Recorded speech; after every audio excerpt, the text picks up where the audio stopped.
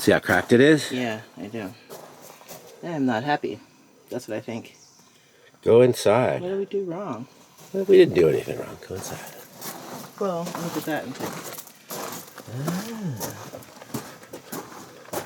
We didn't do anything wrong.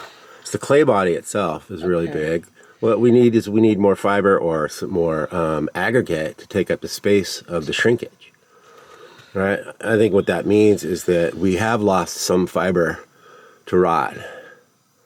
Inside here, because this is where we could see through. Because remember, we picked it up off the ground, and we reconstituted it, and then we put it on the wall again, right? So, but fiber in the clay? Fiber in the clay. Okay. Fiber or sand in the clay, but you know the sand isn't going to rot out, so it's got all the sand or aggregate, I should say, that it had, right? But it needs more. But it needs, you know, so when we made this mix, it tells me when we made this mix, we used a lot of fiber to make it so the shrinkage was less, and we could apply it and it wouldn't crack. Okay. Because you could see it's the same stuff pulled off the damn wall and put right back on again, right? So, and this is exposed, right? This is without this. Yeah, that's without that layer of paint, clay paint, which is just clay slip painted on. So you can see these bits of fiber.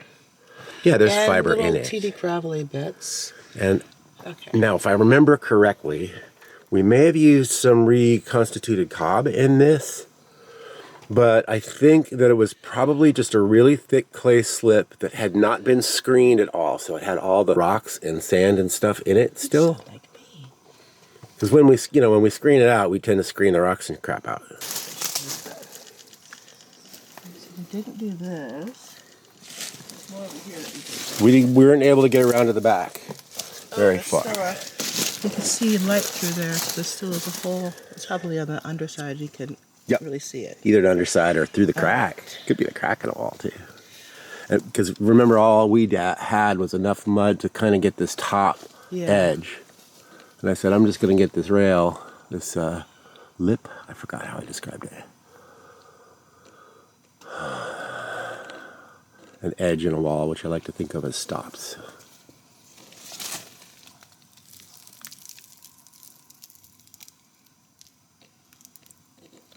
And it's just it's still kind of delicate. It's not delicate. But I just, if something fell off now, it's going to continue to. But like this, there's little bits that are going to. Oh yeah. We're going to do the same routine. What's going to come off, comes off. This crazy crack here is brushed off. Everything that comes off, everything that's going to come off will be taken off before we apply a new layer. A new layer. Okay. Right, and we're about to get set to apply a new layer. We're going to apply a layer that's going to make that go away. So are we going to fill this with the slip or fill this with more... we're going to smear cob that has more fibrous material in it? We're going to smear a straw clay plaster over the top of it, is what I think we're going to do. Let's make a straw clay plaster. Poke it in there? It's making a pocket. I think the action of doing it is going to answer every question that you might have.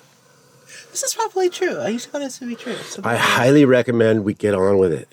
Then we go through the act of making and applying an earthen plaster.